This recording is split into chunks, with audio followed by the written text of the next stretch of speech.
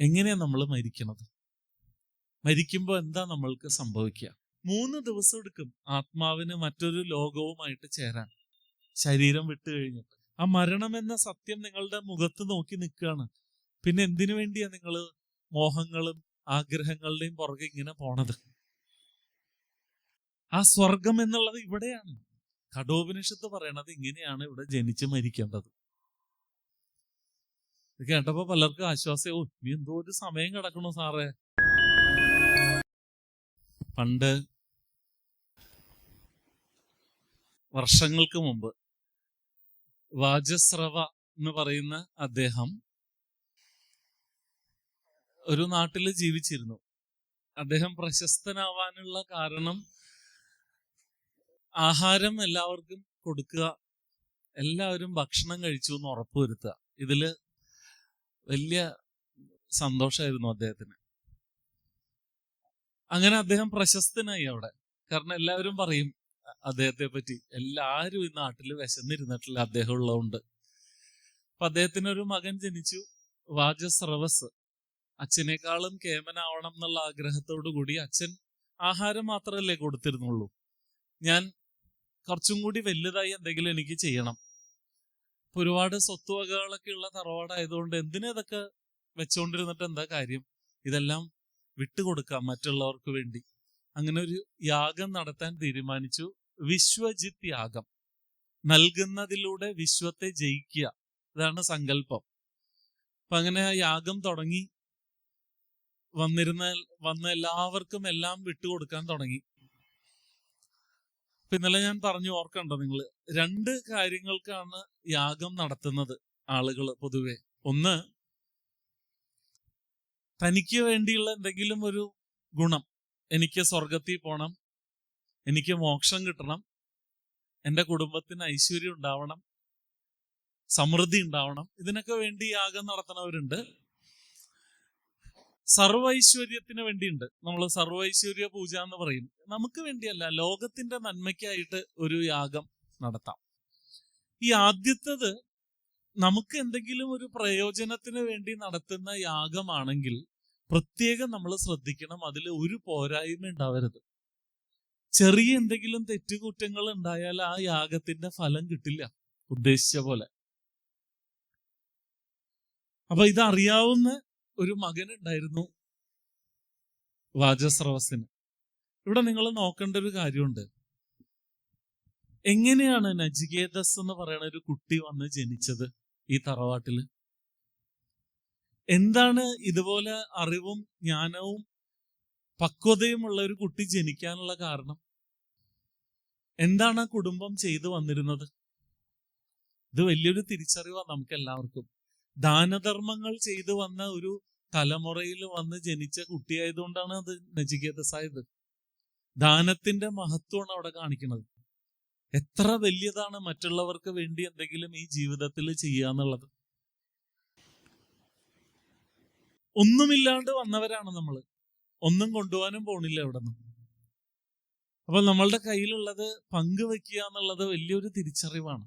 അപ്പൊ ഞാൻ ഇന്നലെ ദാനത്തെ ഞാൻ എക്സ്പ്ലെയിൻ ചെയ്തു. ദാനം എന്ന ആ വാക്ക് അർത്ഥവത്താവണമെങ്കിൽ നിങ്ങൾ എന്തെങ്കിലും ആർക്കെങ്കിലും കൊടുക്കുമ്പോൾ നിങ്ങൾക്ക് വേദന തോന്നണം. നിങ്ങൾക്ക് വേണ്ടാത്തത് എടുത്ത് ആർക്കെങ്കിലും കൊടുത്തിട്ട് അത് ദാനം എന്ന് പറയാൻ പറ്റില്ല. ഗുരുദേവൻ തന്നെ പറയാറുണ്ട്, നിങ്ങൾക്ക് വല്ലാണ്ട് വിഷമം തോന്നുന്ന ഒരു ദിവസം, എന്താണെന്നറിയില്ല, മനസ്സിന് ഭയങ്കര സങ്കടം, കനം അനുഭവപ്പെടുന്ന ഒരു ദിവസം, ആർക്കെങ്കിലും എന്തെങ്കിലും എടുത്ത് സൗജന്യമായിട്ട് കൊടുത്തു നോക്കിയേ, നിങ്ങളുടെ ആ വേദന കുറയും, നിങ്ങളുടെ ദുഃഖം മാറും. പക്ഷെ ആ മേടിച്ച ആളുടെ കാര്യം കഷ്ടാട്ടോ. ഈ കൊടുക്കുന്ന ആള് ഞാൻ കൊടുത്തു എന്ന് നമുക്ക് തോന്നൂല്ലോ. മേടിക്കണവരുടെ കാര്യമാണ് ശരിക്കും കഷ്ടം. അവര് ആ സമയത്ത് പൈസയായിട്ടോ എന്തെങ്കിലും കിട്ടുമ്പോൾ ഒരു സന്തോഷം ഉണ്ടാവുന്നല്ലാതെ അതിനോടൊപ്പം ഒരു കർമ്മവും കൂടി അവർ എടുക്കുന്നുണ്ട്.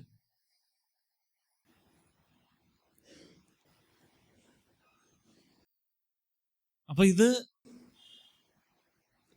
അറിയാവുന്ന നചികേതസ് അച്ഛൻ ദാനം ചെയ്യുന്നതിന്റെ ഇടയിൽ കറവ പറ്റിയ പശുക്കളെ കൊടുക്കുന്നത് കാണുകയാണ്.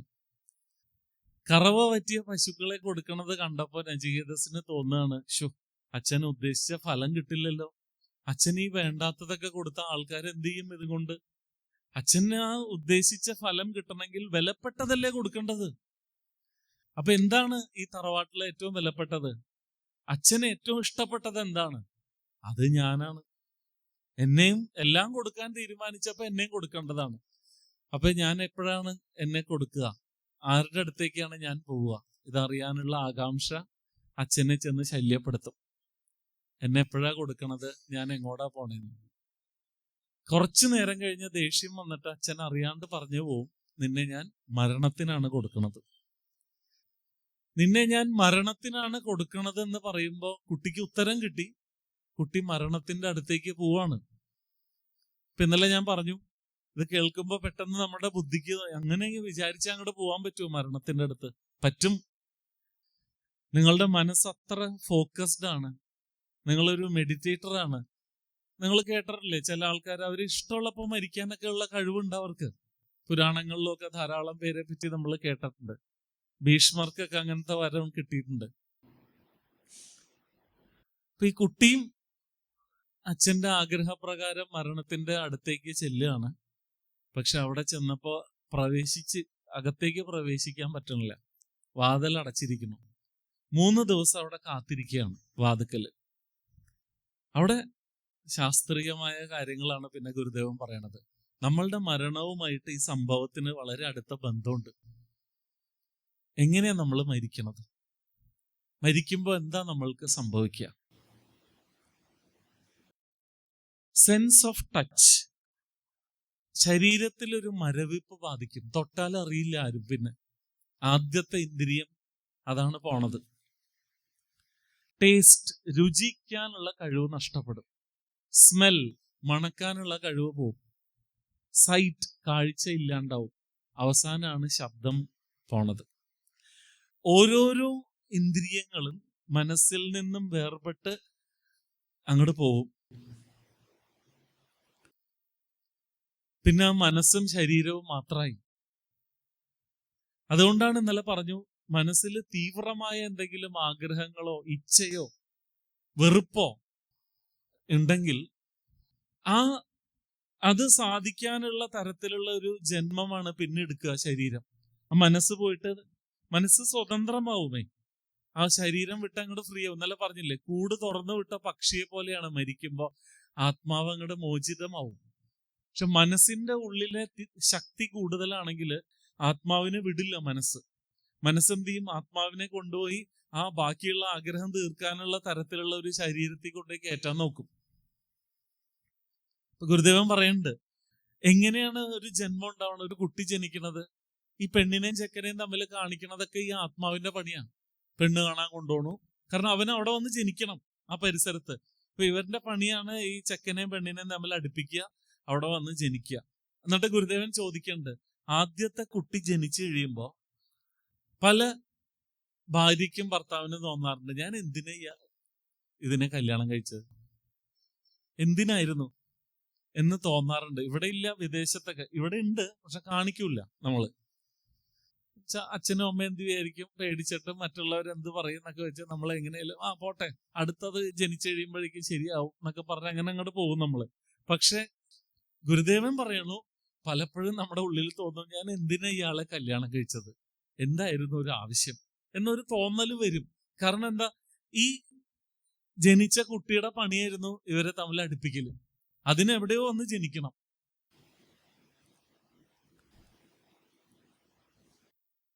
അപ്പൊ അത് മനസ്സിന്റെ ഉള്ളിലെ ആ തീവ്രമായ ക്രേവിങ്, ആസക്തി അല്ലെങ്കിൽ അവേർഷൻ, വിരക്തി എന്തിനോടെങ്കിലുള്ള, ഇത് രണ്ടുമാണ് നമ്മുടെ അടുത്ത ജന്മത്തെ തീരുമാനിക്കുക.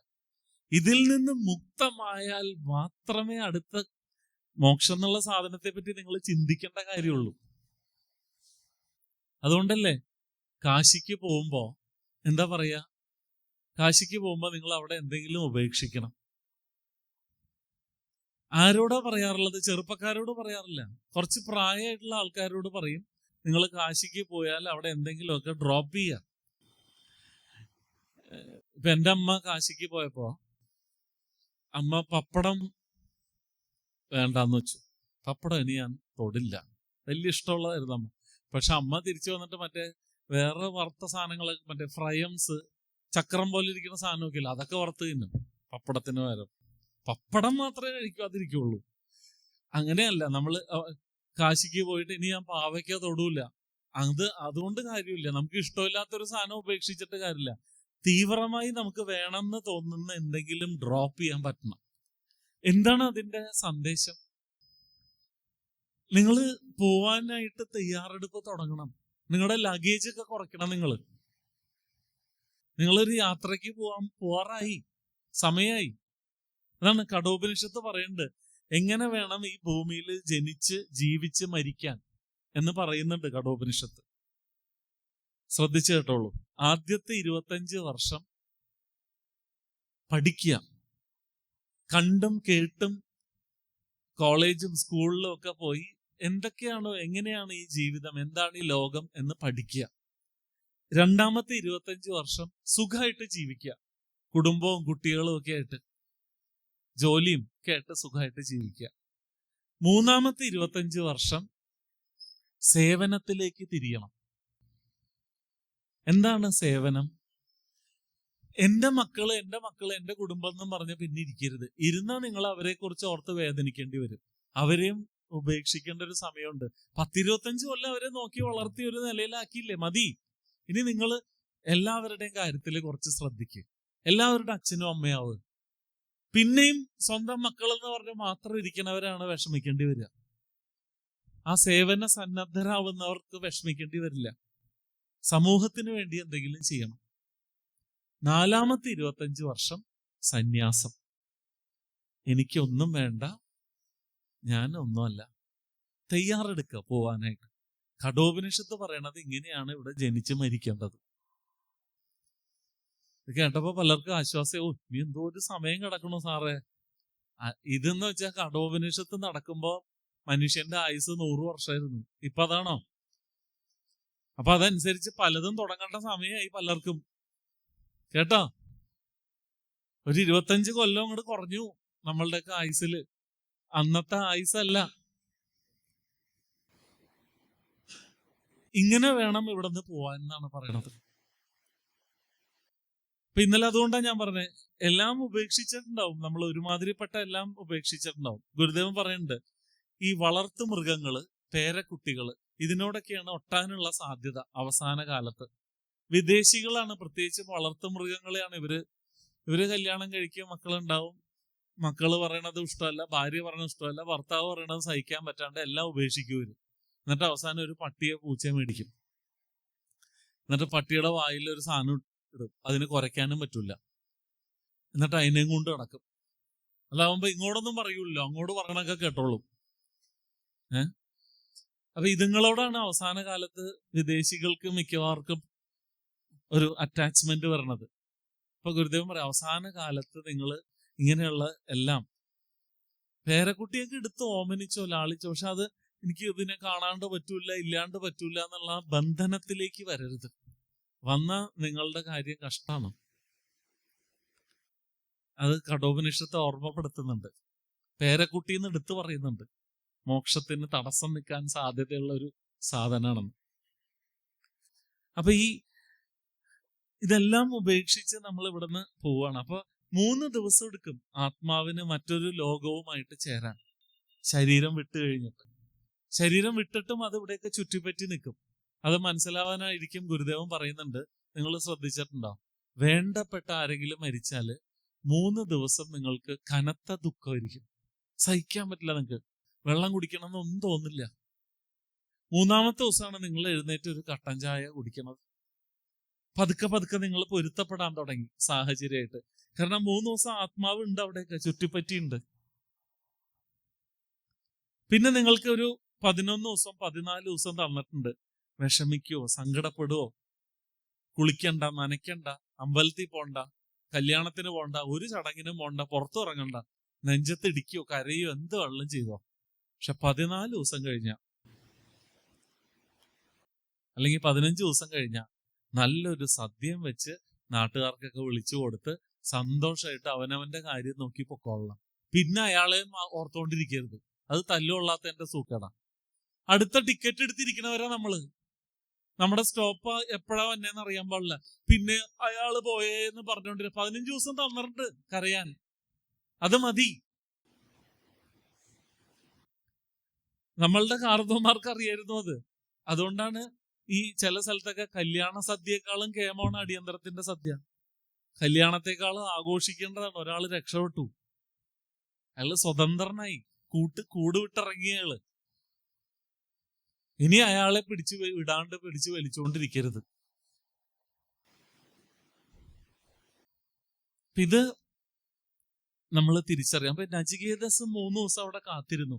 ഞാൻ പറഞ്ഞു, മറ്റൊരു ലോകവുമായിട്ട് നമ്മൾ ചേരാൻ 3 ദിവസം എടുക്കും. അവിടെ ചെല്ലുമ്പോൾ നമ്മുടെ സമയം വ്യത്യാസമുണ്ട്. അവിടുത്തെ 1 വർഷം, ഇവിടത്തെ 1 വർഷമാണ് അവിടുത്തെ 1 ദിവസം. നചികേതസ് അവിടെ പോയി 3 ദിവസം ഇരുന്നു. എങ്ങനെ? ശാന്തനായി, പരാതികളൊന്നും പറയാതെ. 3-ാമത്തെ ദിവസം യമദേവൻ വാതില് തുറന്ന് പുറത്തേക്ക് വരികയാണ്. പുറത്തു വന്നു കുറ്റബോധത്തോടെ. എന്തുകൊണ്ടാ? ഒരു അതിഥി വന്ന് വീടിന്റെ മുന്നിൽ ഇരിക്കുകയാണ്. അതും തേജസ്സുള്ള, ഇത്രയും ക്ഷമാശീലനായി, ഒരു പരാതിയും പറയാണ്ടിരുന്ന ഒരു അതിഥി. ഇങ്ങനെ ഒരാള് വീടിന്റെ മുമ്പിൽ വന്നിട്ട് ആ ആളെ തിരിഞ്ഞു നോക്കാത്തതിന്റെ കുറ്റബോധം. തല കുനിച്ചാണ് യമദേവൻ വരണത്. അപ്പൊ തന്നെ നചികേതസിന് മനസ്സിലായി, എന്റെ സമയമായിട്ടില്ല ഇവിടെ കയറാൻ. അതെ, നിന്റെ സമയമായിട്ടില്ല. ഇവിടെ കയറണമെങ്കിൽ ഒരു സമയമുണ്ട്, എഴുതി വെച്ചിട്ടുണ്ട് എല്ലാവരുടെയും ജീവിതത്തിൽ. വെറുതെ അങ്ങോട്ട് വന്ന് കയറാൻ പറ്റില്ല. അപ്പൊ ഞാൻ തിരിച്ചു പോണ്ടി വരും. അതേ വരും. പക്ഷെ നിന്നെ എനിക്ക് ഇഷ്ടായി. നിന്റെ പക്വത, നിന്റെ ക്ഷമ, അതാണ് ഏറ്റവും എനിക്ക് ഇഷ്ടായത്. ഇന്നലെ പറഞ്ഞില്ലേ, ആത്മീയതയിൽ ഏറ്റവും കൂടുതൽ വേണ്ട ഒരു ക്വാളിറ്റിയാണ് പേഷ്യൻസ്. പേഷ്യൻസ് ഉണ്ടെങ്കിൽ നമുക്ക് സ്പിരിച്വൽ ഗ്രോത്ത് ഉണ്ടാവുള്ളൂ. ലൗകിക ജീവിതത്തിൽ എന്തെങ്കിലും ധൃതി പിടിച്ച് നേടുന്നത് പോലെ ആത്മീയതയിൽ നമുക്ക് നേടാൻ പറ്റില്ല. എപ്പം നിങ്ങളുടെ മനസ്സ് ശാന്തമാവുന്നോ, സ്വസ്ഥമാവുന്നോ, അപ്പോഴേ നിങ്ങൾക്ക് സ്പിരിച്വൽ ആയിട്ട് എന്തെങ്കിലും എക്സ്പീരിയൻസ് ഉണ്ടാവുള്ളൂ. പക്ഷെ നമ്മളുടെ ശീലം എന്താ? എല്ലാം ധൃതി പിടിച്ച്, കഷ്ടപ്പെട്ട്, ശക്തി ഉപയോഗിച്ച്, പണം കൊടുത്ത് നേടിയാണ് ഈ ലോകത്ത് ശീലം. അങ്ങനെ കിട്ടൂല സ്പിരിച്വാലിറ്റി. നിങ്ങൾ എപ്പോൾ ശാന്തമാവണോ അപ്പോഴേ അത് വരുള്ളൂ. ഈ കുട്ടിയിൽ അത് നന്നായിട്ടുണ്ടായിരുന്നു. അതാണ് യമദേവൻ അവനിൽ ഏറ്റവും ഇഷ്ടമായത്. യമദേവൻ പറഞ്ഞു, ഞാൻ നിന്നോട് കടപ്പെട്ടിരിക്കുന്നു. 3 വരങ്ങള് ഞാൻ നിനക്ക് തരാൻ തീരുമാനിച്ചു. എന്താണ് ആദ്യത്തെ വരം വേണ്ടത് ചോദിച്ചോളാൻ പറഞ്ഞു. ഇപ്പൊ എന്താ കുട്ടി ചോദിച്ചത്? ഞാൻ തിരിച്ചു ചെല്ലുമ്പോ അച്ഛൻ എന്നെ സന്തോഷത്തോടെ സ്വീകരിക്കണം. യമദേവൻ, അയ്യോ കളഞ്ഞില്ലേ, അല്ലെങ്കിലും അച്ഛൻ നിന്നെ കാത്തിരിക്കുക, അതിന് വരുമൊന്നും വേണ്ട, നീ ചെന്നാ മതി അങ്ങട്. അപ്പൊ അവിടെ വേറൊരു കാര്യവും കൂടി യമദേവന് മനസ്സിലായി. എന്താ? ഇവന്റെ മനസ്സ് വിശാലമാണ്. ഇവൻ എന്താ ചോദിക്കണ്ടേന്ന് പോലും അറിയില്ല ഈ കുട്ടിക്ക്. ഒരു ആഗ്രഹങ്ങളും ഇല്ലാത്തൊരു കുട്ടി. എപ്പോഴാണ് ജീവിതത്തിൽ നമ്മൾ സന്തോഷിക്കാൻ പോണത്? നമ്മളുടെ ആഗ്രഹങ്ങൾ മരിക്കുമ്പോഴാണ്. ആഗ്രഹങ്ങളാണ് നമ്മളെ സന്തോഷിക്കാൻ സമ്മതിക്കാത്തത്. വിശാലമായൊരു മനസ്സിന്റെ ഉടമയാണ് നിങ്ങളെങ്കിൽ നിങ്ങളുടെ ആവശ്യങ്ങൾ നിസ്സാരമാവാൻ തുടങ്ങും. അങ്ങനെ ആദ്യത്തെ വരം കൊടുത്തു. പിന്നെന്തായിരുന്നു ഒരു അറിവ് ഇന്നലെ പറഞ്ഞത്? ഫോക്കസ്ഡ് ആയിട്ട് നിങ്ങൾ ഒരു പ്രവൃത്തിയിലേക്ക് ഇറങ്ങി തിരിക്കുമ്പോൾ മരണം പോലും നിങ്ങളുടെ മുന്നിൽ തലകുനിച്ച്, ഡെത്ത് വിൽ ബോ ഇറ്റ്സ് ഹെഡ്, തല കുനിച്ച് നിൽക്കുന്നാണ് പറയണത്. തൊടില്ല നിങ്ങളെ.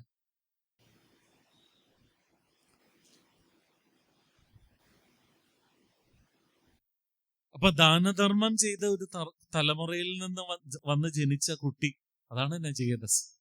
അതാണ് അവന്റെ മഹത്വത്തിന്റെ കാരണം. ദാനത്തിന്റെ മഹത്വമാണ് അവിടെ നിങ്ങൾ തിരിച്ചറിയേണ്ടത്. മരണം നമ്മളെ മുക്തമാക്കുമെങ്കിൽ എന്തുകൊണ്ട് ആത്മഹത്യ ചെയ്തുകൂടാ? നല്ല ചോദ്യമുണ്ട്. ഈ നോളജ് കഴിഞ്ഞിട്ട് ആരും ചോദിക്കുന്നതാണ് ഗുരുദേവനോട്. അപ്പൊ ഗുരുദേവൻ പറയുന്നുണ്ട്, ആത്മഹത്യ ഒരിക്കലും ജീവിതം അടുത്തിട്ട് ഉണ്ടാവണതല്ല. ജീവിക്കാനുള്ള കൊതി കൊണ്ടാണ് മനുഷ്യൻ ആത്മഹത്യ ചെയ്യണത്. അവൻ എങ്ങനെയൊക്കെയോ ജീവിക്കണമെന്ന് ആഗ്രഹിക്കണോ, പക്ഷെ അത് അവനെ കൊണ്ട് സാധിക്കുന്നില്ല. അതുകൊണ്ട് അവൻ ജീവിതം അവസാനിപ്പിക്കുകയാണ്. അല്ലാണ്ട് മടുത്തിട്ടല്ല ആരും മരിക്കണത്. ഇപ്പൊ ജീവിതത്തിനൊരു ക്രമമുണ്ട്.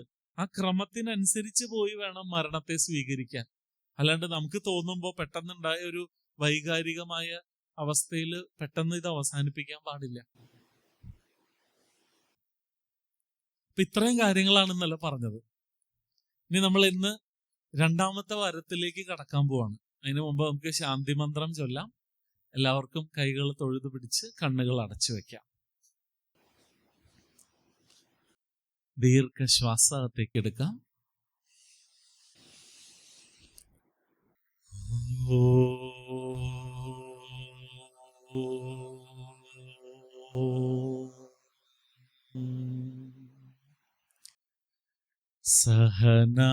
സഹനാവവതു നാവവതു സഹനൗ ഭുനക്തു സഹ വീര്യം കരവാവഹൈ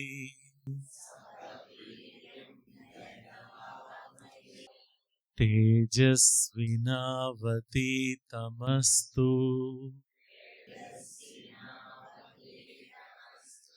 മാ വിദ്വിഷാവഹൈ. ഓം ശാന്തി ശാന്തി ശാന്തി.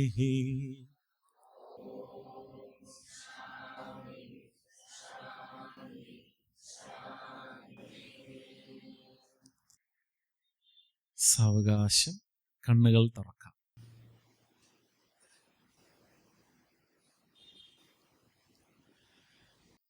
പണ്ട് കാലത്ത് എങ്ങനെയാണ് തീ ഉണ്ടാക്കിയിരുന്നത്? ഈ തീപ്പെട്ടിക്കൊള്ളി ഇതൊക്കെ കണ്ടുപിടിക്കുക. പണ്ട് കാട്ടിലൊക്കെ ജീവിച്ചിരുന്ന മനുഷ്യര് എങ്ങനെയാണ് തീ ഉണ്ടാക്കിയിരുന്നത്? കല്ലറച്ചിട്ടാണോ? അതിനൊരു സാധനം തന്നെയുണ്ട്. അരളി അല്ലെ, അരണി.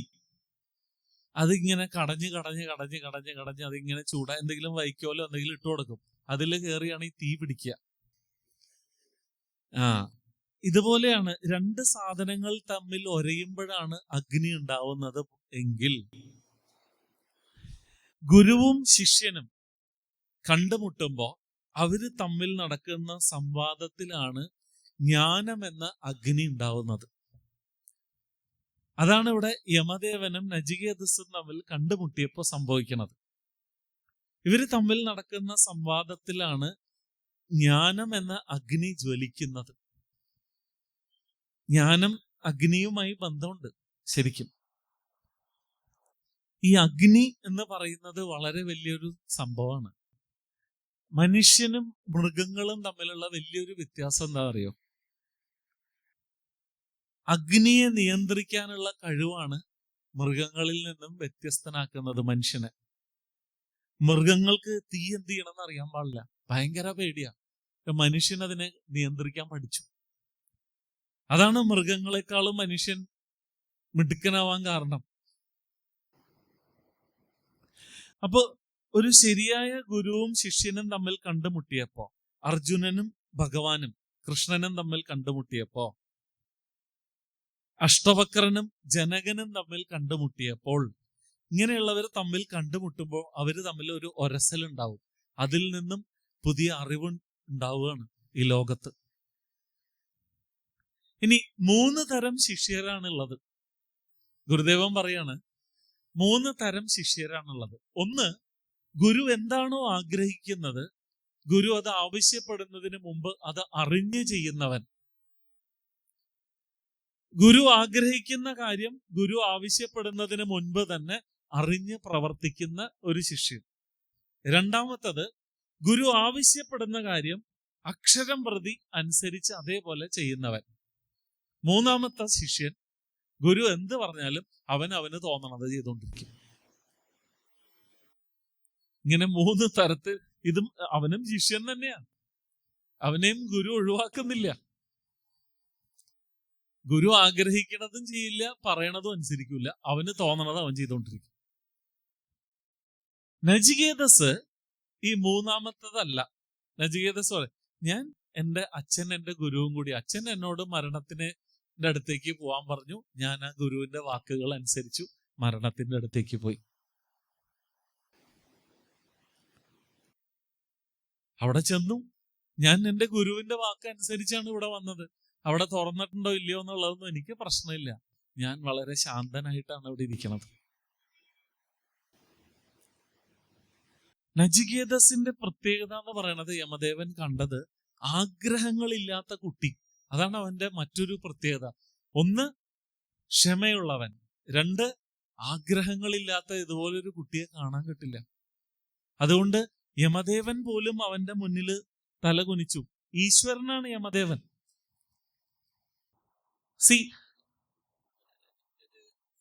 രൂപം കൊണ്ട് ഒരു അസുരനാണെങ്കിലും യമദേവനാണ് നമ്മൾ വിളിക്കുന്നത്, രാക്ഷസൻ എന്നല്ല വിളിക്കുന്നത്. കാര്യം ആളുടെ സ്വഭാവവും കാണാനും ഒക്കെ പുള്ളി ഒരു അസുരന്റെ പോലെയാണ്. പോത്തിന്റെ പുറത്ത് യാത്ര, തലയിൽ 2 കൊമ്പ്. ദേവന്മാരുടെ ഒരു ലക്ഷണവും ഇല്ലെങ്കിലും നമ്മൾ പേര് വിളിക്കുന്നത് യമദേവൻ, യമധർമ്മൻ, യമദേവൻ എന്നാണ് വിളിക്കുന്നത്. ഇപ്പൊ മരണം എന്ന് പറയുന്നത് ദേവനാണ്. മരണം എന്ന് പറയുന്നത് സ്നേഹമാണ്. മരണം എന്ന് പറയുന്നത് ഒരു നല്ല അനുഭൂതിയാണ്. അതിനെ നിങ്ങൾ ഭയപ്പെടേണ്ട കാര്യമില്ല. അത് നിങ്ങളെ ഒരിക്കലും വിഷമിപ്പിക്കില്ല. അതിവിടെ വന്നിരിക്കുന്നത് നിങ്ങളെ സമാധാനിപ്പിക്കാനാണ്, ആശ്വസിപ്പിക്കാനാണ്, നിങ്ങളെ രക്ഷപ്പെടുത്താനാണ്. നിങ്ങളുടെ യാതനകളിൽ നിന്നും, വേദനകളിൽ നിന്നും, നിങ്ങളുടെ ആഗ്രഹങ്ങളിൽ ഇതിനൊക്കെ നിങ്ങളെ മുക്തമാക്കാനാണ് മരണമുള്ളത് ഈ ലോകത്ത്. അതിനെ നിങ്ങൾ ഒട്ടും ഭയത്തോടെ കാണേണ്ട ആവശ്യമില്ല. ഗുരുദേവൻ പറഞ്ഞിട്ടുണ്ട്, ഡെത്ത് ഇസ് കമ്പാഷനേറ്റ്. കരുണാമയനാണ് മരണം.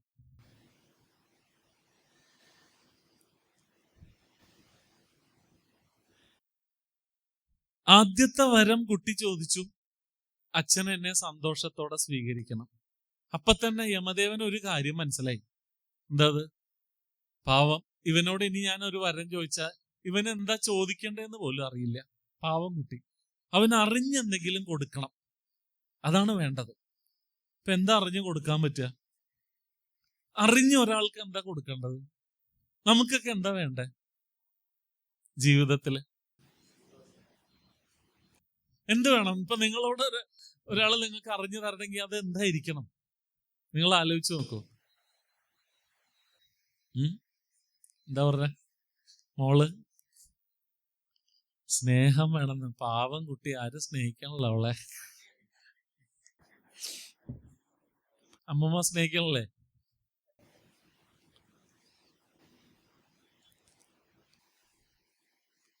നമുക്ക് എല്ലാവർക്കും വേണ്ടത് എന്താ? സ്വസ്ഥത വേണം, സമാധാനം വേണം. അതിനു വേണ്ടിയാ നമുക്ക് ഈ സ്നേഹവും സന്തോഷവും സാധനങ്ങളും ഒക്കെ വേണ്ടത്.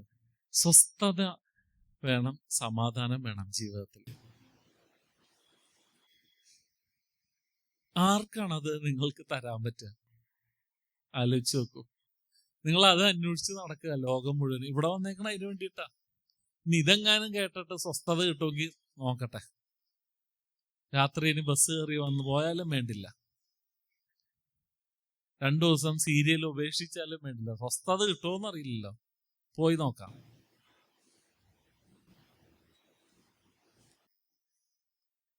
പലർക്കും പലതാണ് സ്വസ്ഥത, അല്ലേ? ഒരു പാറ്റയെ പിടിച്ച് നിങ്ങള് നല്ലൊരു കട്ടിലില്, നല്ലൊരു പുതിയ ബെഡ്ഷീറ്റൊക്കെ വിരിച്ചിട്ട് കട്ടിലില് തലേണയൊക്കെ വെച്ച് പാറ്റേനെ അതിന്റെ മുകളിൽ കൊണ്ടുവന്നിരുത്തിയ അത് അവിടെ സ്വസ്ഥമായിട്ട് കിടക്കുമോ? ജീവനും കൊണ്ട് ഓടും അത് അവിടെ നിന്ന്. അതിന് സമാധാനം കിട്ടുന്നത് എവിടെ ചെല്ലുമ്പോഴാ? ആ അടുക്കളയില് ഗ്യാസ് ഊറ്റിയുടെ അടിയില് ആ ചെളി പിടിച്ചിരിക്കുന്ന സ്ഥലത്ത് എത്തുമ്പോ ഹോ സമാധാനായി. അത് അവിടെയാണ് അതിന്റെ സ്വസ്ഥത ഇരിക്കണം, അല്ലാണ്ട് കിടക്കേമല്ല. നമ്മളെ അവിടെ കൊണ്ട് നിർത്തിയാൽ നമ്മള് ജീവനും കൂടെ അയ്യോ എവിടെയെങ്കിലും വൃത്തിയുള്ള സ്ഥലത്ത് ഇരിക്കണം എന്ന് പറഞ്ഞുകൊണ്ട്. അപ്പൊ ഓരോരുത്തരുടെ സ്വസ്ഥത ഓരോ സ്ഥലത്തായിരിക്കണത്. അപ്പൊ ഇതിനെന്താ മനസ്സിലാക്കേണ്ടത്? നിങ്ങൾ ഈ സ്വസ്ഥത കിട്ടാൻ വേണ്ടി ചെയ്യണ ഒരു കാര്യവും നിങ്ങൾക്ക് സ്വസ്ഥത തരാൻ പോണില്ല. വെറുതെ പറ്റിക്കും നിങ്ങളെ. ഇത് കിട്ടിയാൽ മതി, സമാധാനമാവും. അവന്റെ കല്യാണം കഴിഞ്ഞാൽ മതി, എനിക്ക് കുറച്ച് ആശ്വാസമാവും. എന്നൊരു ജോലി കിട്ടി കണ്ടാൽ മതി, കുറച്ച് സമാധാനമായി. ഇതൊക്കെ കഴിഞ്ഞവരുണ്ടല്ലോ കുറെ ഇവിടെ. എന്തായി?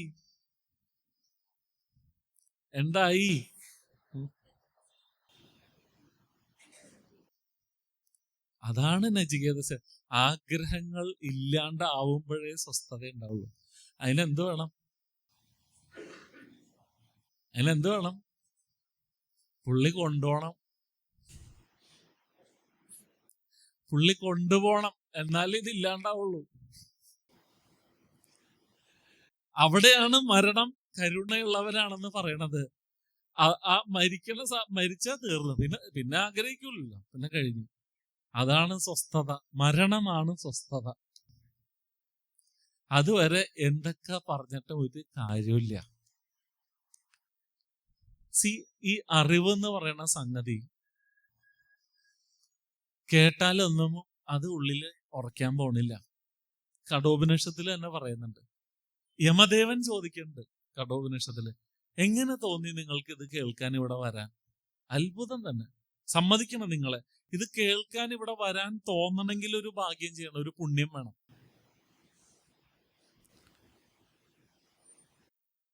ഗീതയില് ഭഗവാൻ പറയുന്നുണ്ട്, മനുഷ്യാനാം ലക്ഷോപലക്ഷം ജനങ്ങളില് കുറച്ച് പേർക്കാണ് ഞാൻ പറയണത് മനസ്സിലാവുക. കുറച്ച് പേർക്കേ മനസ്സിലാവുള്ളൂ.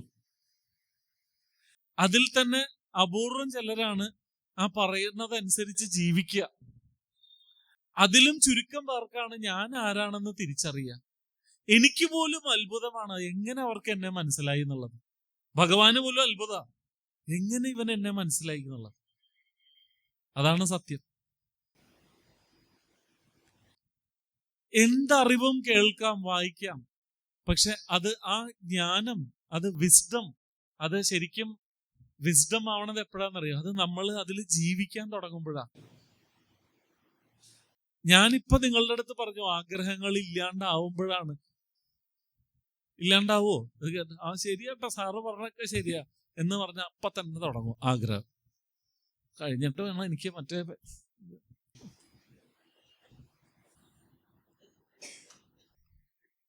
ഇതാണ് മനസ്സ്. ഇത് ഗുരുദേവന് നന്നായിട്ട് അറിയാം. അതുകൊണ്ടാണ് ഗുരുദേവൻ അല്ലെങ്കിൽ ഈ പുരാണങ്ങളൊക്കെ പറഞ്ഞു തന്നാൽ മതിയായിരുന്നല്ലോ ആൾക്കാർക്ക്. ആദ്യത്തെ ആർട്ട് ഓഫ് ലിവിങ് കോഴ്സിൽ സുദർശനക്രിയ ഉണ്ടായിരുന്നില്ല. അറിയോ നിങ്ങൾക്ക്? ആദ്യം ഗുരുദേവൻ എടുത്ത കോഴ്സിൽ സുദർശനക്രിയ ഉണ്ടായിരുന്നില്ല. ഗുരുദേവൻ നല്ല കാര്യങ്ങളൊക്കെ പറഞ്ഞു കൊടുത്ത് കുറച്ച് യോഗാസനങ്ങളൊക്കെ പഠിപ്പിച്ച് അനുഗ്രഹിച്ച് വിട്ടു ആൾക്കാരെ. ആളുകൾ സന്തോഷമായിട്ട് പോയി. പക്ഷെ ഒരു മാസം കഴിഞ്ഞപ്പോ പിന്നെയും മുഖം വെറുപ്പിച്ച് വിഷമിച്ച് നടക്കണം കണ്ടപ്പോ ഗുരുദേവന് തോന്നി ഇവന്മാർക്ക് എന്തെങ്കിലും കാര്യമായിട്ട് കൊടുത്താലേ രക്ഷയുള്ളൂ. അങ്ങനെ ഗുരുദേവൻ 10 ദിവസത്തെ മൗനത്തിൽ പോയി ഷിമോഗയിലൊരു ക്ഷേത്രത്തില് സുദർശനക്രിയ കണ്ടെത്തി അത് ഈ ലോകത്തിന് സമ്മാനിച്ചു. അപ്പൊ ഗുരുദേവന് മനസ്സിലായി ആളുകൾക്ക് ഈ അറിവും പുരാണങ്ങളും ഒന്നും അത് കേൾക്കണ സമയത്ത് ഈ ഇഷ്ടം പോലെ പേരുണ്ട്. സപ്താഹത്തിനൊക്കെ പോയി കണ്ടല്ലേ നിങ്ങള്. കാര്യം ചിലര് മിക്കവാറും ഊണിടിക്കാൻ പോണതാണ് ഉച്ചയ്ക്ക്. എന്നാലും ചിലര് അതൊക്കെ മുടങ്ങാണ്ട് പോയി ഇരിക്കും അവിടെ. രുക്മിണി ഇന്ന് രുക്മിണി സ്വയംവരാണ് ഇന്ന് പറഞ്ഞ അത് കേൾക്കുമ്പോ അത് കഴിഞ്ഞ് ഇറങ്ങുമ്പോ തൊട്ട് മുഖം വീർപ്പിച്ച് പിന്നെ ആ കേട്ടതൊക്കെ ആ ആചാര്യൻ അവിടെ ഇരുന്ന് പറഞ്ഞതൊക്കെ വെള്ളത്തിലായി പോകും. കാരണം വിഷമിക്കുക എന്നുള്ളത് ഒരു ശീലമായി പോയി നമ്മളുടെ. കുട്ടിക്കാലം മുതലേ നമ്മളെ അങ്ങനെയാണ് ട്രെയിൻ ചെയ്തേക്കണത്. ഇപ്പൊ അത്രയില്ല. പണ്ടൊക്കെ ഓർക്കണ്ട നിങ്ങള്, ഒന്ന് ചിരിക്കാൻ സമ്മതിക്കില്ല വീട്ടില്. ഒന്ന് ഉറക്ക ചിരിച്ചു കഴിഞ്ഞാൽ എന്താ ഇപ്പൊ അത്ര ചിരിക്കാൻ, ഇങ്ങോട്ട് സന്തോഷിച്ച് മതിമറക്കുന്നുണ്ട്. അതും സന്ധ്യക്ക് എന്നൊക്കെ പറഞ്ഞ് അടിച്ചിരുത്തി കളയും നമ്മളെ. മുഖം വെറുപ്പിച്ച് നടന്ന ഒരു കുഴപ്പമില്ല, ഇങ്ങനെ നടന്നോളാം വിഷമിച്ച്. അല്ലാണ്ട് സന്തോഷിക്കണം സമ്മതിക്കില്ല. അപ്പൊ ഒരു കാര്യം ശീലിച്ചു പോയാൽ എന്ത് പറ്റും? ഇപ്പൊ ചായ കുടിച്ചില്ലെങ്കിൽ തലവേദന എടുക്കും ചിലർക്ക്. രാവിലെ ഒരു ചായ അല്ലെങ്കിൽ 4 മണിക്ക് ഒരു ചായ കിട്ടിയില്ല, ആ കിട്ടിക്കഴിഞ്ഞാൽ ആശ്വാസമില്ല. അതുപോലെയാണ് ഇപ്പൊ വിഷമത്തിന്റെ കാര്യം. ഒരു 10 ദിവസം സന്തോഷമായിട്ടിരുന്ന എന്താണെന്നറിയില്ല, ഒരു സുഖമില്ലെന്നേ. അപ്പോഴാണ് ആരെങ്കിലും വിളിച്ചിട്ട് പിള്ളേരുടെ കാര്യം ഇഷ്ടം പോലെ ഉണ്ടല്ലോ, കല്യാണം കഴിച്ച് അവരുടെ ബന്ധുക്കള് ആരെങ്കിലും എവിടെയെങ്കിലും ഉരുണ്ട് വീണാ മതി, അയ്യോ തീർന്നു. നമ്മളുടെ പോരാഞ്ഞിട്ട് കല്യാണം കൂടി കഴിച്ച് അതിന്റെയും കുറെ ആൾക്കാരെ കൂട്ടി വെച്ചിരിക്കുക. എവിടെന്നെങ്കിലും ആരെങ്കിലും ഉരുണ്ട് വീണ് വിഷമിക്കാൻ. എന്നിട്ട് ഒരു എല്ലാവർക്കും നല്ലത് പറഞ്ഞ എനിക്ക് ഒരു വിഷമം ഉണ്ടാവരുത് എന്ന് പറഞ്ഞ് പ്രാർത്ഥി. പാവം ഗുരുദേവന്റെ കാര്യം ആലോചിച്ച് ആരെയൊക്കെ നോക്കണം നിങ്ങളുടെ വിഷമം ഇല്ലാണ്ടിരിക്കുകയാണെങ്കിൽ. കഷ്ടസ്യ സുഖസ്യ നകോപി ദാത, കഠോപനിഷത്ത് പറയണതാണ്. ജീവിതത്തിൽ നിങ്ങൾ വിഷമിക്കുന്നുണ്ടെങ്കിൽ അതിന് ഉത്തരവാദി നിങ്ങൾ മാത്രമാണ്. ആർക്കും നിങ്ങളെ വിഷമിപ്പിക്കാൻ പറ്റില്ല നിങ്ങൾ വിചാരിക്കാണ്ട്. ജീവിതത്തിൽ നിങ്ങൾ സന്തോഷിക്കുന്നുണ്ടെങ്കിൽ അതിന് ഉത്തരവാദി നിങ്ങൾ മാത്രമാണ്. ആർക്കും നിങ്ങളെ സന്തോഷിപ്പിക്കാൻ പറ്റൂല നിങ്ങൾ വിചാരിക്കാണ്ട്. കഷ്ടസ്യ സുഖസ്യ നകോപി ദാത, നിങ്ങൾ മാത്രമാണ് നിങ്ങളുടെ സുഖത്തിനും ദുഃഖത്തിനും കാരണം. ആണ്. ഒരു കയറി കിടക്കാൻ വീടില്ലാത്ത ഒരാൾക്ക് അതായിരിക്കും അയാളുടെ ദുഃഖം. നിങ്ങൾക്ക് വീടുണ്ട്, അപ്പൊ നിങ്ങൾ അടുത്ത ദുഃഖം കണ്ടുപിടിക്കും.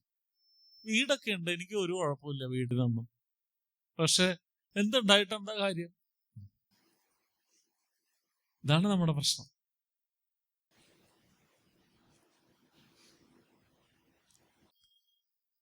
പണ്ട് 90-കളില് 80-കളുടെ അവസാന കാലത്ത് ഗുരുദേവൻ ഇങ്ങനെ വിദേശത്തൊക്കെ ഈ കോഴ്സൊക്കെ പഠിപ്പിച്ച് നടക്കുമ്പോ അമേരിക്കയിലൊക്കെ തീരമേഖലയിലൊക്കെ ക്ലാസ് ഒക്കെ എടുത്ത് നടക്കുക. അപ്പൊ അവിടെ ഒരു സ്ഥലത്ത് സത്സംഗം നടത്താം, സന്ധ്യക്ക് സത്സംഗം നടക്കാം. അപ്പൊ ഒരു സംഘാടകരിൽ ഒരാൾ വന്ന് ചോദിച്ചു ഗുരുദേവന്റെ അടുത്ത്, നമ്മളുടെ പെയിൻ ആൻഡ് പാലിറ്റീവ് കെയർ ഉണ്ട് അവിടെ അടുത്ത്, അതായത് മരണം കാത്തു കിടക്കുന്ന രോഗികൾ, അവരുടെ ഒരു കൂട്ടായ്മയുള്ള സ്ഥലം. അവർക്ക് സത്സംഗില് കുറച്ച് പേർക്കൊക്കെ നടന്നൊക്കെ വരാൻ നിവർത്തിയുണ്ട്, ചിലര് തീരെ കിടപ്പാ, എണീക്കാൻ പറ്റില്ല. അവര് സത്സംഗില് വന്നോട്ടെ എന്ന് ചോദിച്ചു. ഗുരുദേവൻ പറഞ്ഞു വന്നോട്ടെ, അതിനെന്താ. ഇപ്പൊ HIV എയ്ഡ്സും ക്യാൻസറും ബാധിച്ച രോഗികളാണ് അവിടെ കൂടുതലും. മരണം കാത്തു കിടക്കുകയാണ്, ഇനി അവർക്കൊന്നുമില്ല. വേദന വരുമ്പോ മരുന്ന് കഴിക്കണം, അതിനൊക്കെ വേണ്ടി ഒരു സ്ഥലത്ത് വന്ന് കൂടിയിരിക്കുക അവര്. ഇപ്പൊ ഇവര് വന്നു, സത്സംഗിലിരുന്നു. അവരിൽ ഒരാള് ഗുരുദേവനോട് ഒരു ചോദ്യം ചോദിച്ചു.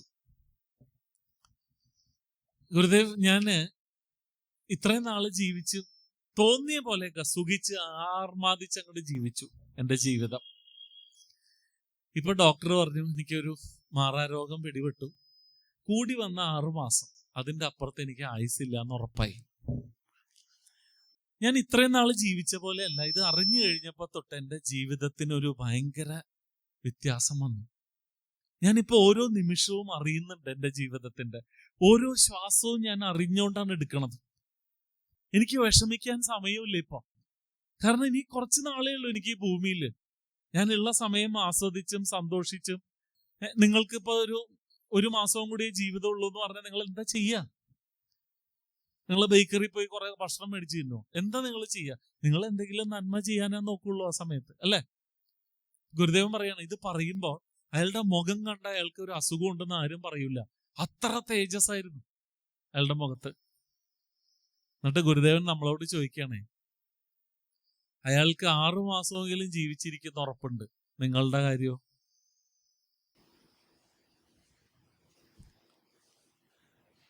നിങ്ങളുടെ കാര്യമോ? എന്തുറപ്പാണുള്ളത്? അയാളുടെ 6 മാസമെങ്കിലും പുറത്തെങ്ങും പോവാണ്ട് പെയിൻ ആൻഡ് പാലിറ്റീവ് കെയറല്ല. നമ്മൾ ഈ റോട്ടിലൊക്കെ നടക്കുന്ന ആൾക്കാരാ. 6 മാസത്തിന്റെ കാര്യമൊന്നും ഒരു ഉറപ്പില്ല നമുക്ക്, അല്ലേ?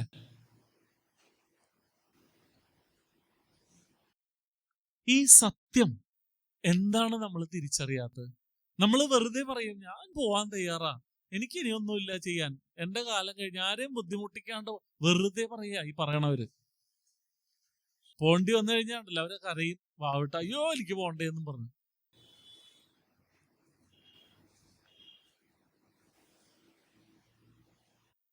നമ്മുടെ വിചാരം നമ്മളിവിടെ എന്നും ഉണ്ടാവുന്നതാണ്. ഇതാണ് നമ്മുടെ മനസ്സ് നമ്മളോട്, നിങ്ങളിവിടെ എന്നും ഉണ്ടാവുന്നതാണ്, ഒരു കുഴപ്പമില്ല, ഇപ്പൊ അസുഖമൊന്നുമില്ല, ഞാനിവിടെ എന്നും ഉണ്ടാവും. അങ്ങനെ വിചാരിച്ച് നടന്ന കുറെ പേരുണ്ട് ഈ തൊടുപുഴയില്. എല്ലാവരും കത്തിച്ചാമ്പലായി പോയി.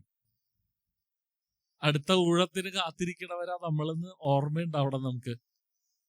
അനിവാര്യമായ ഒരു കാര്യമാണത്.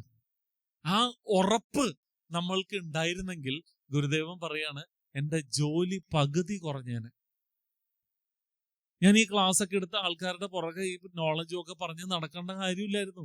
ആൾക്കാർ തിരിച്ചറിഞ്ഞാൽ മതിയായിരുന്നു അവർ മരിക്കാൻ പോവാണെന്ന്. മരിക്കാൻ പോണ ഒരാൾക്ക് ആരോടെങ്കിലും വൈരാഗ്യം ഉണ്ടാവും? മരിക്കാൻ പോണ ഒരാൾക്ക് അസൂയ തോന്നുമോ മറ്റുള്ളവരുടെ അടുത്ത്? അവൻ നന്നായി എന്നും പറഞ്ഞ് അവൻ നാളെ ഉണ്ടാവോ, ഞാൻ നാളെ ഉണ്ടാവോ എന്ന് ആർക്കറിയാം. നന്നാവണമെങ്കിൽ നന്നാവട്ടെ, നല്ല കാര്യം, സന്തോഷമായിട്ടിരിക്കട്ടെ എന്ന് തോന്നും. പക്ഷെ ഇതെന്താ, നമുക്ക് മരിക്കുന്ന ഉറപ്പില്ല. അതുകൊണ്ടാണ് അവൻ നന്നായി, നീ അവന്റെ മോന്ത കാണണമല്ലോ ദിവസവും.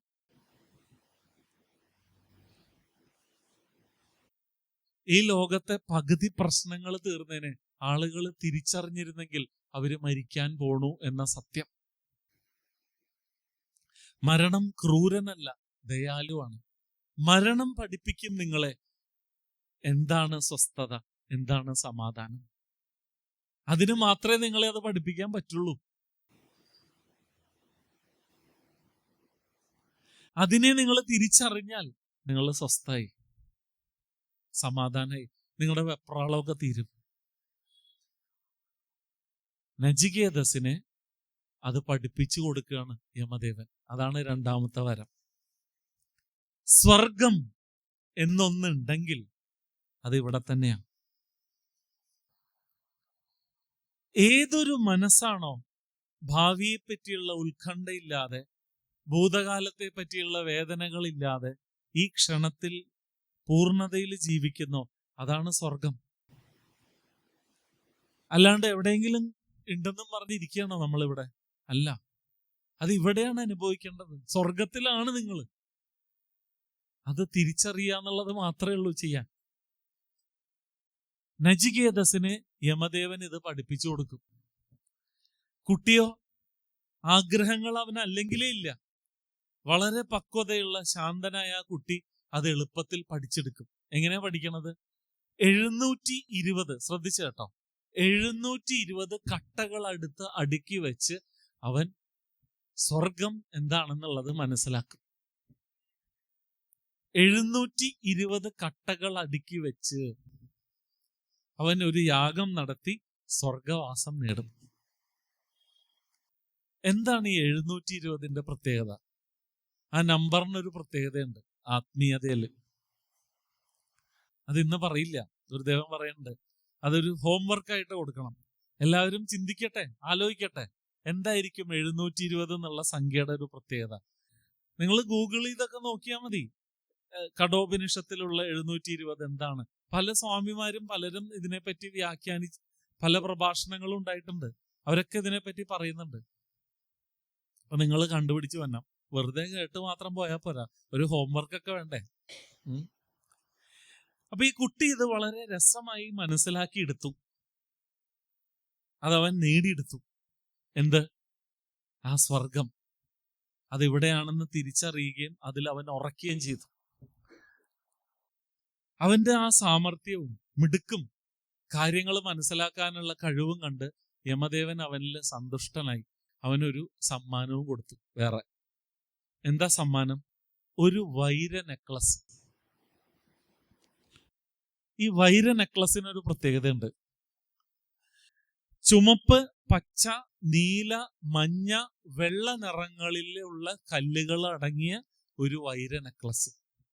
അത് മാത്രമല്ല കേട്ടോ, ചുമപ്പ്, പച്ച, നീല, മഞ്ഞ, വെള്ള നിറങ്ങളിലുള്ള കല്ലുകളുള്ള ഒരു വൈര നെക്ലസ്. അത് മാത്രമല്ല, ഇടയ്ക്കിടയ്ക്ക് ആ നെക്ലസ് പാട്ടുപാടും, സംഗീതം പുറപ്പെടുവിക്കും. അതിൽ നിന്ന് മ്യൂസിക് വരും പുറത്തേക്ക്.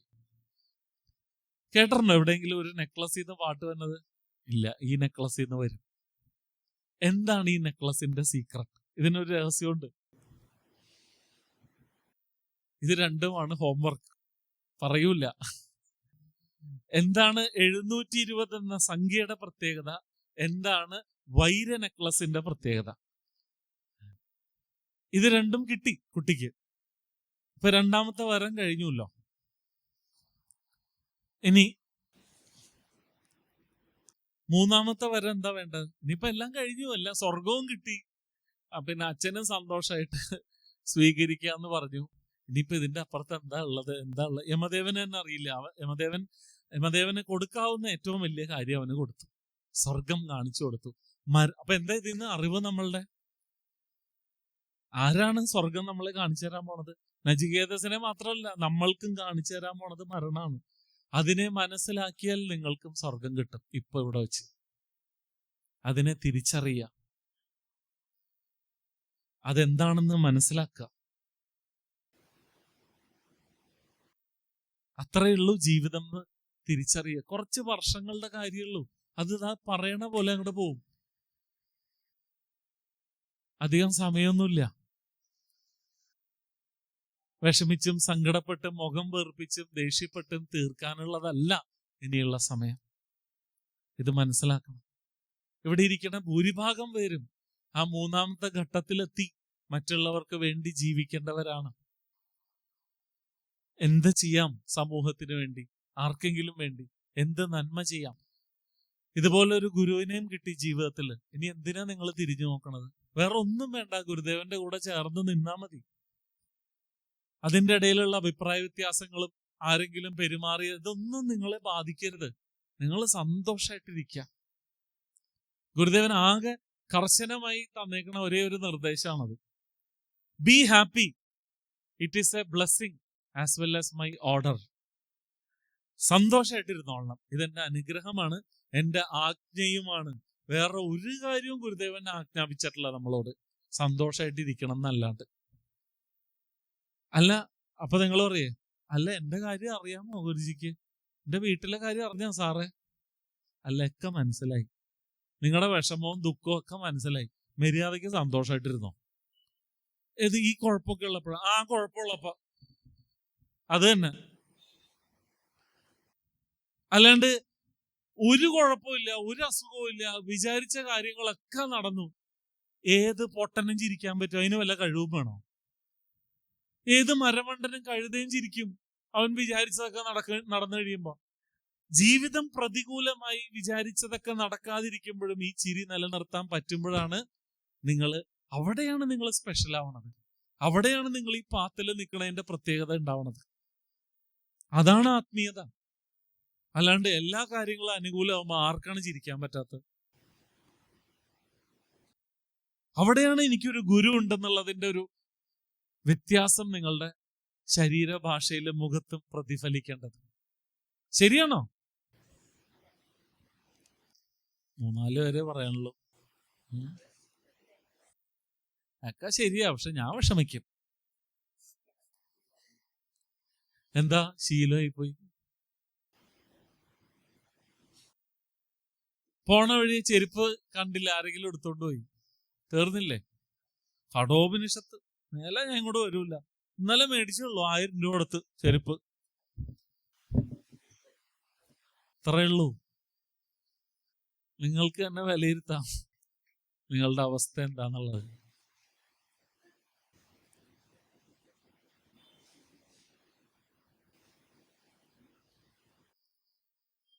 അപ്പൊ ഇനി എന്താ വരം കൊടുക്കാൻ പറ്റുക?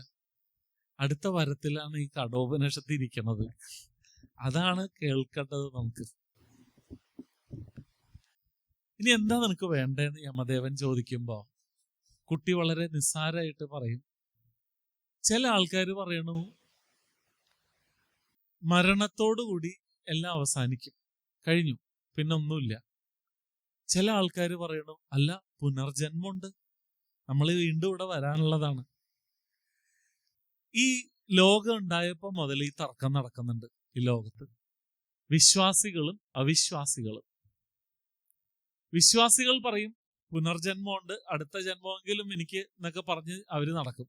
അവിശ്വാസികൾ പറയും ഒന്നുമില്ല, അടിച്ചു പൊളിച്ച് ജീവിക്കുക, ഈ ജീവിതത്തോടെ എല്ലാം അവസാനിച്ചു. ഈ ആത്മീയതയുടെ പ്രത്യേകത എന്താണെന്നറിയോ? ആത്മീയത ഈ രണ്ട് കൂട്ടരെയും സ്നേഹിക്കുന്നു ഒരേപോലെ. മതമല്ല ആത്മീയത. ആത്മീയത എന്ന് വെച്ച് കഴിഞ്ഞിട്ടുണ്ടെങ്കിൽ ഏതെങ്കിലും ഒരു വിശ്വാസത്തെ അടിസ്ഥാനപ്പെടുത്തിയല്ല. ആത്മീയത ഒരു വിശ്വാസിയെയും അവിശ്വാസിയെയും ഉൾക്കൊള്ളാൻ തയ്യാറാണ്. അതാണ് സ്പിരിച്വാലിറ്റി. അപ്പൊ ഇങ്ങനെ രണ്ട് അഭിപ്രായം ലോകത്തുണ്ട്. എന്താണ് സത്യം? മരണത്തിന്റെ ദേവനായ അങ്ങയ്ക്ക് അത് അറിയാതിരിക്കാൻ തരമില്ല. അതുകൊണ്ട് അങ്ങ് എനിക്ക് അത് പറഞ്ഞു തരൂ. അതാണ് എനിക്ക് മൂന്നാമത്തെ വരമായി വേണ്ടത്. അപ്പൊ യമദേവൻ ഒരു സെക്കൻഡ് ഞെട്ടിപ്പോവും. എന്താണെന്നറിയോ? ഇവൻ ചോദിച്ചത് എന്താണെന്നറിയോ? മരണത്തിന്റെ രഹസ്യം. ചില കാര്യങ്ങൾ ഈ ലോകത്ത് രഹസ്യമാണ്. അതിന്നും രഹസ്യമാണ്. അതാണ് അതിന്റെ പവർ എന്ന് പറയുന്നത്. നിങ്ങൾക്ക് എന്തും ഉറപ്പിച്ച് പറയാൻ പറ്റും, പക്ഷെ നിങ്ങളുടെ മരണം പറയാൻ പറ്റുമോ? വെറുതെ പറയാം, എൻ്റെ ജാതകത്തിലുണ്ട്. ഇപ്പൊ എൻ്റെ അമ്മ പറഞ്ഞു, എൻ്റെ അമ്മയുടെ ജാതകം 74 വയസ്സ് വരെ എഴുതിയിട്ടുള്ളൂ. അത് കഴിഞ്ഞിപ്പോ 2 കൊല്ലമായി. ഇങ്ങനെ പോയിക്കൊണ്ടിരിക്കുക. കുറെ കാലം പറഞ്ഞുകൊണ്ട് നടന്നു 74 തീരും എന്നും പറഞ്ഞ എല്ലാം ചെയ്തു വെച്ച് കൃത്യമായിട്ട്. എവിടെ? അതും കഴിഞ്ഞ് 2 കൊല്ലമായി ഇപ്പൊ. ഈ ബാക്കിയെല്ലാം നിങ്ങളുടെ നിയന്ത്രണത്തിൽ. പക്ഷെ നിങ്ങളുടെ നിയന്ത്രണത്തിലല്ലാത്ത, നിങ്ങൾക്കൊരു പിടിപാടും ഇല്ലാത്ത ചില കാര്യങ്ങളുണ്ട്. ജനനം ഒരു രഹസ്യമാണ്, മരണം മറ്റൊരു രഹസ്യമാണ്. ഈ രഹസ്യം വെളിപ്പെട്ട് കഴിഞ്ഞാൽ പിന്നെ യമദേവന് ഒരു ശക്തി ഇല്ലാണ്ടായി പോകും. യമദേവന്റെ ശക്തി എന്ന് പറയുന്നത് ഈ രഹസ്യമാണ്. അതാണ് ഈ ചെക്കൻ ചോദിച്ചത്, നചികേതസ്. 3-ാമത്തെ വരമായിട്ട് അവൻ ചോദിച്ചത് കേട്ട് കഴിഞ്ഞാൽ ആൾക്കാർ ഇരിക്കുക നിസ്സാര ആവശ്യം. ചിലര് പറയണു മരിച്ചു കഴിഞ്ഞാൽ പിന്നെ ഒന്നുമില്ല, ചിലര് പറഞ്ഞ സത്യം അങ്ങേക്ക് അറിയാൻ പറ്റുമല്ലോ, മരണത്തിന്റെ ദേവനിൽ എന്താ സംഭവം ഒന്ന് പറഞ്ഞു തരൂ. ഒരാൾ മരിക്കുമ്പോ അയാൾക്ക് എന്താ സംഭവിക്കുക? യമദേവൻ ഒന്ന് ഇങ്ങനെ കുറച്ചേരം ഒന്നും മിണ്ടാണ്ട് അങ്ങനെ നിന്നു, ഇവനെ തുറച്ചു നോക്കി. കാരണം ഇത്രയും നേരം അവനെ പ്രശംസിച്ച് ഇവൻ മിടുക്കൻ, ഇവനെ ഞാൻ നമസ്കരിക്കണു, ക്ഷമാശീലനൊക്കെ പറഞ്ഞു. ഇവൻ ഇതൊന്നും അല്ലട്ടോ, ഇവൻ ഇതിനേക്കാളും അപ്പുറമുള്ള ഒരു തന്നെ അപ്പൊ തിരിച്ചറിഞ്ഞു യമദേവൻ. യമദേവൻ തോന്നി ഇവൻ ഇനി ഒന്നും അറിയാത്തതുകൊണ്ട് ഇനി അബദ്ധത്തിലെങ്ങാനും ചോദിച്ചാണോ ഇത്. കാരണം ഈ രഹസ്യം പലർക്കും അറിയില്ല. ദൈവങ്ങൾക്ക് പോലും ഇത് അറിയില്ല എന്നാണ് പറയണത്. ഇപ്പൊ നമ്മൾ പൂജിക്കുന്ന ധാരാളം ഈശ്വരന്മാരുണ്ട്, അതിൽ ഇത് അറിയാത്ത ഈശ്വരന്മാരുണ്ട്. ഇപ്പൊ നമ്മള് എന്താ പറയാ, പരമശിവൻ, മഹാവിഷ്ണു, അവരെയൊന്നും അല്ല ഞാൻ പറഞ്ഞത്. അവരല്ലാത്ത ചില ദൈവങ്ങളുണ്ടല്ലോ, നമ്മൾ ഉപദേവതകളും അഗ്നി, ജലം എന്നൊക്കെ അവർക്കൊന്നും ഇതിന്റെ രഹസ്യം അറിയില്ല. അതാണ് ഈ കൊച്ചു ചോദിക്കണത്. എന്താ ചെയ്യവനെ? യമദേവൻ പെട്ടെന്ന് പറയും, അതെ ഞാൻ ഒരു കാര്യം പറയാം, നീ ശ്രദ്ധിച്ചു കേട്ടോ. നിനക്ക് ഞാൻ നല്ലൊരു ചക്രവർത്തി പദം തരാം. ഒരു വലിയൊരു ചക്രവർത്തി എന്ന് വെച്ചാൽ രാജാവും ചക്രവർത്തിയായിട്ട് വ്യത്യാസം എന്താ പറയുക? രാജാവിന് ഒരു രാജ്യവും കിട്ടുള്ളൂ, ചക്രവർത്തിക്ക് അങ്ങനെയല്ല, ഒരു ഭൂഖണ്ഡത്തിന്റെ അധിപനാണ്. ഒരു ചക്രവർത്തിയാക്കാം നിന്നെ. നിന്റെ കൊട്ടാരത്തില് സമ്പൽ സമൃദ്ധി ഉണ്ടാവും. എപ്പോഴും നിന്റെ ചുറ്റും നർത്തകിമാര് നൃത്തം ചെയ്തുകൊണ്ടിരിക്കും. നിനക്ക് ജീവിതം ആസ്വദിച്ചുകൊണ്ടിരിക്കാം നൃത്തം കണ്ട്. രത്നങ്ങൾ പതിച്ച രഥം, എന്ത് വേണം നീ ചോദിച്ചോ, ഞാൻ തരാം. പക്ഷെ നീ എനിക്കൊരു വാക്ക് തന്നെ. നീ ഇപ്പൊ കുറച്ചു മുമ്പ് ചോദിച്ചില്ല എന്നോട്, മേലാൽ അത് എന്നോട് ചോദിക്കരുത്. ആ വാക്ക് എനിക്ക് തരണം, എന്നിട്ട് ഞാൻ ഇതൊക്കെ നിനക്ക് ഞാൻ തരാന്ന് പറഞ്ഞു. ഇത് ശ്രദ്ധിച്ചേക്കണേ. ഇവിടെയാണ് ഈ കഠോപനിഷത്തിന്റെ ഒരു ട്വിസ്റ്റ് ഇരിക്കുന്നത്. നചികേതസിന്റെ മറുപടിയാണ്. അങ്ങെനിക്ക് നൽകാമെന്ന് പറഞ്ഞതെല്ലാം നല്ല രസമുള്ള കാര്യങ്ങളാ. അതായത് എപ്പോഴും നർത്തകിമാര് ചുറ്റും. ഇനി ഇവനൊരു പെൺകുട്ടിയായിരുന്നെങ്കിൽ നല്ല സുന്ദരന്മാരായ ഗന്ധർവന്മാര് നിന്റെ ചുറ്റും ഉണ്ടാവുമെന്ന് പറഞ്ഞേനെ. ഇത് ആൺകുട്ടി ആയതുകൊണ്ടാണ് പറഞ്ഞത്. ചുറ്റും നർത്തകിമാര് നൃത്തം ചെയ്യും, രത്നം പതിച്ച രഥം, ചക്രവർത്തി പദം, അധികാരം, എല്ലാം നിന്റെ കൂടെ ഞാൻ നിനക്ക് തരാം 3-ാമത്തെ വരായിട്ട്. ഇപ്പൊ ഈ കുട്ടി പറയാണ്, ഇതെല്ലാം രസമുള്ള കാര്യങ്ങളാണ്, ഞാൻ ഇതെല്ലാം മേടിച്ചേനെ. പക്ഷേ അങ്ങ് എന്ന സത്യം എന്നെ തുറിച്ചു നോക്കിക്കൊണ്ട് നിൽക്കുമ്പോൾ ഇതെല്ലാം ഞാൻ കൊണ്ടുപോയിട്ട് എന്ത് ചെയ്യാനാ? മരണമെന്ന സത്യം എപ്പോഴും എന്നെ തുറിച്ചു നോക്കിക്കൊണ്ട് നിൽക്കുമ്പോൾ ഈ സുഖഭോഗങ്ങൾ എനിക്ക് എന്തിനാണ്? അതിന് എത്ര ആയുസ് ഉണ്ടാവും? എന്നെന്നും എനിക്കത് കിട്ടിയിരുന്നെങ്കിൽ ഞാൻ അതൊക്കെ എടുത്തേനെ. പക്ഷെ അതൊന്നും ശാശ്വതമല്ലല്ലോ. അത് മാത്രോ, ഞാനിപ്പോ അങ്ങയുടെ ശിഷ്യനായിട്ടാണ് അങ്ങയുടെ മുമ്പിൽ നിൽക്കുന്നത്. ഒരു ഗുരുവിന്റെ സ്ഥാനത്ത് നിന്ന് ഒരിക്കലും പറയാൻ പാടില്ലാത്ത കാര്യങ്ങളാണ് അങ്ങ് പറഞ്ഞത്. ഒരു ശിഷ്യന്റെ ബ്രഹ്മചര്യം നശിപ്പിക്കുന്ന കാര്യങ്ങൾ, സുന്ദരിമാരായ പെൺകുട്ടികൾ എന്നൊക്കെ പറഞ്ഞ് പ്രലോഭിപ്പിക്കാൻ നോക്കുക. യമദേവൻ ഇരുന്ന് വേർക്കാൻ തുടങ്ങി. സത്യമല്ലേ അവൻ പറയണേ? എന്ത് ആർഭാടവും പദവിയും പണവും അധികാരവും ജീവിതത്തിൽ കിട്ടിയിട്ട് എന്ത് കാര്യം? അതൊക്കെ ശാശ്വതമല്ലല്ലോ. എന്തൊക്കെ ഉണ്ടെങ്കിലും ഈ സത്യത്തിന്റെ മുമ്പിൽ നിങ്ങൾക്ക് ഇന്നലെ പറഞ്ഞില്ലേ, അലക്സാണ്ടർ ലോകം മുഴുവനും കീഴടക്കി. തന്റെ അമ്മയെ കാണാൻ ഒരു 24 മണിക്കൂർ, അമ്മയെ കാണണം എന്ന് പറയുമ്പോ ഇയാൾക്ക് അത്ര വയസ്സില്ല, അമ്മ ജീവിച്ചിരിപ്പുണ്ട്. രോഗം ബാധിച്ചു ആൾക്ക്. അമ്മയെ കാണാൻ ഒരു 24 മണിക്കൂർ വൈദ്യനോട് ചോദിച്ചിട്ട് വൈദ്യൻ നടക്കില്ല. നീ എന്ത് വേണം, എന്ത് വന്നിട്ട് കാര്യമില്ല, നിങ്ങൾക്ക് ജീവിച്ചിരിക്കാൻ പറ്റില്ല 24 മണിക്കൂർ. അതിനു മുമ്പ് നിങ്ങൾ മരിക്കും. അതാണ് സത്യം. പിന്നെ എന്തിനാണ് ഈ കാര്യങ്ങൾക്ക് വേണ്ടി നമ്മൾ ഇങ്ങനെ കിടന്ന് വെപ്രാളപ്പെടണത്? എന്തോരമാണ് നമ്മൾ കൂട്ടിവെക്കണത്? എന്തോരം വേണം ഇനി നിങ്ങൾക്ക്? ആർക്ക് വേണ്ടിയാണ്?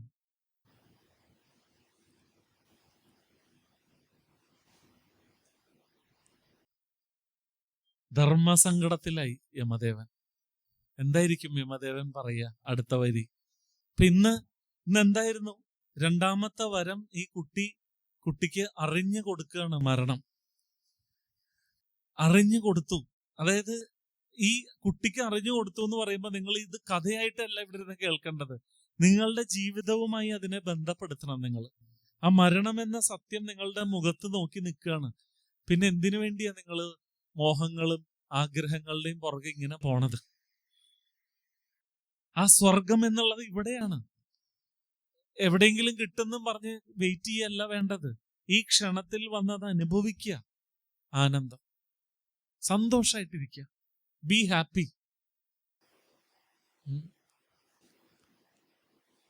മരിക്കാൻ പോണു എന്ന തിരിച്ചറിവാണ് ആ ആനന്ദത്തിലേക്ക് നമ്മൾ എത്തിക്കുക.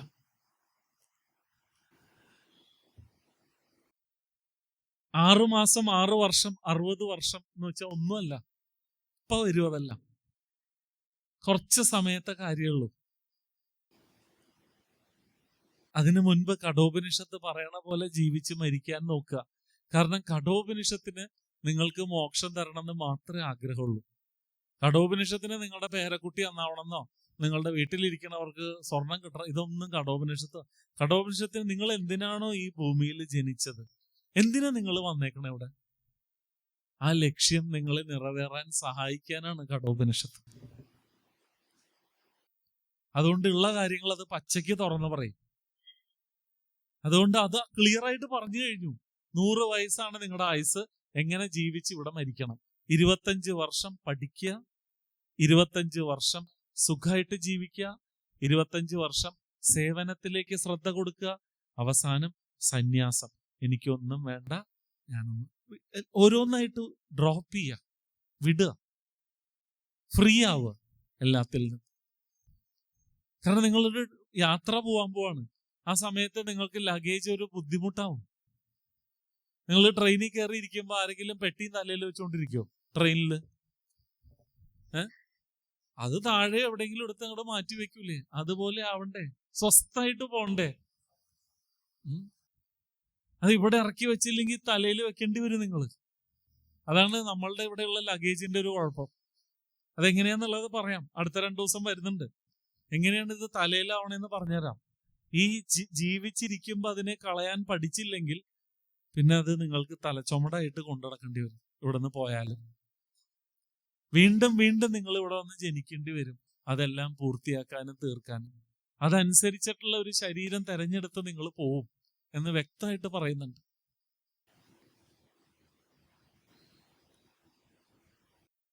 നിങ്ങൾ ഇവിടെ ചെയ്യുന്ന കർമ്മങ്ങള്, നിങ്ങൾ ഇവിടെ ചെയ്യുന്ന ഇവിടുന്ന് പോയ ആത്മാക്കൾക്ക് കൊടുക്കാവുന്ന ഒരു കാര്യം എന്താണെന്നറിയോ? നിങ്ങൾക്ക് ആരോ ഈ ശരീരം തന്നു അല്ലേ?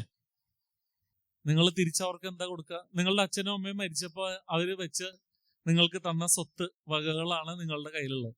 അവര് കടവും നിങ്ങളെ ഏൽപ്പിച്ചിട്ടാണ് പോയേക്കണമെങ്കിൽ ആ കടവും ബാധ്യതയായിരിക്കും നിങ്ങൾക്ക് മുതൽക്കൂട്ടായിട്ടുള്ളത്. ഇത് അങ്ങോട്ടും ഇങ്ങോട്ടും കൊടുക്കുന്ന ഒരു കാര്യമാണ്. നിങ്ങൾ തിരിച്ചെന്താണ് അവർക്ക് കൊടുക്കുക? അവര് തന്ന ഈ ശരീരം ഈ ഭൂമിയിൽ നന്നായി ജീവിക്കുമ്പോ, സന്തോഷത്തോടെ ഇരിക്കുമ്പോ, ധ്യാനിക്കുമ്പോ, മറ്റുള്ളവർക്ക് വേണ്ടി ജീവിക്കുമ്പോ, അതാണ് അവർക്ക് കിട്ടുന്ന ഏറ്റവും വലിയ പുണ്യം. അവരത് കണ്ട് ആസ്വദിക്കും. ഓ, ഞാൻ കാരണം ജനിച്ച ആ ആള് നോക്ക് ഭൂമിയിൽ എന്ത് ഉപകാരം ചെയ്ത് ആനന്ദത്തോടെ. നിങ്ങളിവിടെ വിഷമിച്ചും പരിഭവിച്ചും മുഖം വീർപ്പിച്ചും നടക്കുമ്പോ അവർക്കും വിഷമം ഉണ്ടാവുള്ളൂ. അവിടെ ഈ തിരിച്ചറിവ് വളരെ ഇമ്പോർട്ടൻ്റ് ആണ്.